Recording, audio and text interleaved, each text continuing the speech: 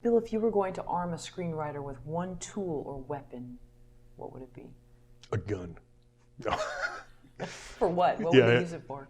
Hey, you put it here. You do the John Milius. You'd come in armed, strapped. You take your gun out. You put it on the desk in front of the executive and go, "So what are your story notes?" Just do that. No. I think the thing is, a lot of new screenwriters think that it's going to be easy, and it's not. And they think that they're going to write one script and it's going to sell. And that's not the way it works. It's like you're going to basically you have to love writing because you're going to be doing a lot of it. And this was ages ago, but the WGA did a survey and found that the average screenwriter sold 9 scripts before they made a cent. And a lot of people think, I'm going to write 2 or 3 scripts, and if nothing happens in my career, then I'm going to quit. And it's like, you're quitting way too early. You got to stick it out, write as many scripts as you can, and eventually one of those scripts is going to hit. And even then, once you've sold a script, people ask me things like, so how did you break in? And my answer is, which time? Because it's like every time you sell a script, you do the rewrites on that script and then you're unemployed, which means you have to find another job. And you're constantly breaking in. You're constantly having to sell things to people you don't know, you've never met before, and just keep the ball rolling. There's only so much that your representation can do for you. The rest of it, you kind of have to do yourself to some extent. What do you say to the newbie screenwriter who wants to quit their day job and go all in to make this dream film? I would say don't quit your day job. It's one thing if you're thinking about if you have a day job that you can move to Los Angeles and find the same day job. It's easier to live here. You were talking earlier about meeting Joan Baez. I go into Ralph's grocery store. I'm standing in line behind a movie star or a director or something because they live here. And you can easily bump into somebody that could change your career. So it's good to be here. Those things can happen. One of my script deals came from standing behind a producer who I recognized. And I basically said, I've got a script in the trunk of my car. Can I get it for you? And he's like, well, I don't know, man. I'm here. I got to go home and do this. And I'm like, well, if I get it to you before you get out of this line. And he said, sure. And I managed to do that. So there was a suspense, by the way, and the lines moving. But he read it, and he didn't buy that script, but we ended up having a series of meetings, and I ended up getting a deal off it. But that's one of those things that can happen here. But if you're thinking about just basically quitting all jobs and writing scripts, the problem there is you don't know if 9 is the average and somebody sold their second script, that means somebody else wrote a whole bunch of scripts before they sold one, and you may be in trouble. It's always better. It's better to have the peace of mind of knowing that you're paying your rent or whatever than be panicked and going, I have to write a script and sell it by next Tuesday, because that is not going to happen. Did you have several copies of this script? I have the trunk of my car. Actually, right now it's on a thing on my pocket. But the trunk of my car, I learned a lesson. I went to the San Francisco Film Festival. Robert Evans was speaking. Robert Evans said at the end of his little speech, he said, if any of you have a script, now's the time to come down and give it to me. This guy was like the head of Paramount Pictures at the time. And I'm like, I have a bunch of scripts at home. So I learned my lesson. And from that point on, I have a box of scripts in the trunk of my car. I probably still have, some scripts back there, but they don't get replenished like they used to, with a spare tire. And it's like, if I'm someplace and I bump into somebody, I've got a script I can hand them. Like I said, right now things are like PDF, so I can say, I've got it on this drive. Can I plug it into your computer or whatever, and go from there.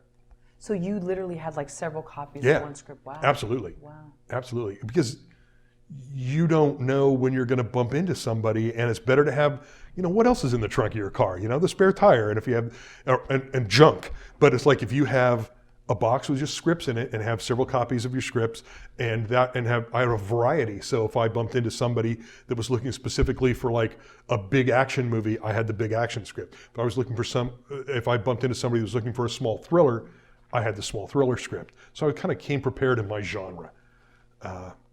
But yeah, it's like there's still scripts in the trunk of my car, just, they're probably all moldy or something by now.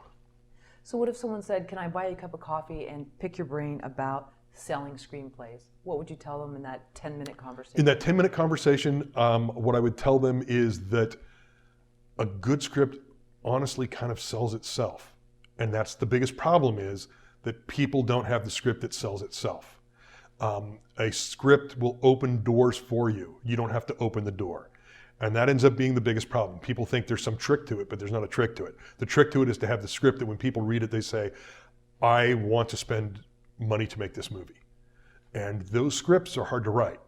The break that I had that got me to Los Angeles was I gave a copy of a script to a woman I had a crush on, and said, there's a role in here that's perfect for you. She immediately moved to Los Angeles, was in a B horror movie, gave a copy of that script to the, I want to say the line producer, but somebody on the set, not the producer, not the big producer, but some underling, and said, there's a role in here that's perfect for me. He read the script and goes, this is so much better than this crappy movie I'm working on now. Handed it to his best contact, and handed it to his best contact, and that script traveled.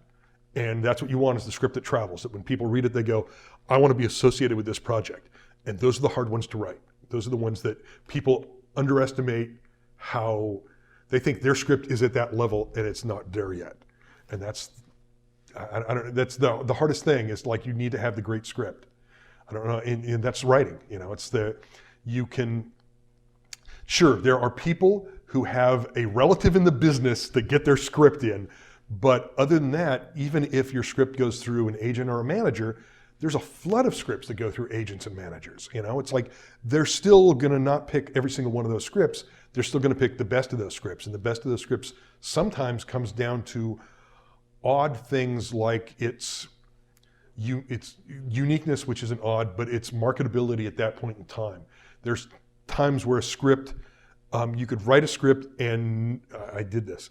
I wrote a script that was about airplane hijacking, and then 9/11 happened. And so that script was instantly dead on arrival. But the thing about that script is that pre-9/11, it was an okay script.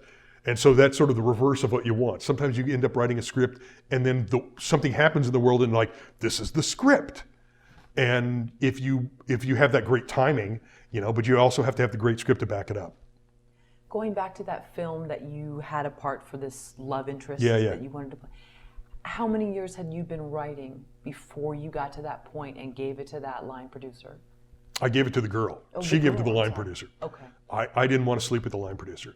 But you know, I'd actually had a film made by then, and it was local. That's my first script deal came from in the weird old world of 35 millimeter film. A guy named Paul Curiazzi, who went to my community college, was making drive-in movies, drive-in kung fu movies on 35, and he made them in the East Bay area, and we had become friends. I'd actually worked on one of his films called Weapons of Death. You can tell it's an Oscar caliber movie by that title, and basically worked for free every weekend on this film. And so he had read a couple of my scripts, and they were in English and made sense. And so he ended up having a project where he had a script that was terrible. And he said, look, we have the cast, we have the location, we have a script that doesn't work. If you can give us a script that does work in 2 weeks using this cast and this location, we'll film your script instead of this script. If you can't, we're gonna have to go with the other script. And so I basically took 2 weeks off from my day job, wrote a script against the clock using all those things. And it was, of course, almost anything could have been better than other script, but it was better than the other script. And we filmed it in Oakland and Walnut Creek, and just basically shot this silly kung fu movie called Ninja Busters, before Ghostbusters, by the way, but after Crime Busters. But this silly movie called Ninja Busters, and that was my first credit. I was a big fish in a small pond for a while, and was writing scripts for any local person that thought it would be fun to be in the film business. And you know, so I sort of did that for it's probably a year of making money at it, and then it was back to the day job.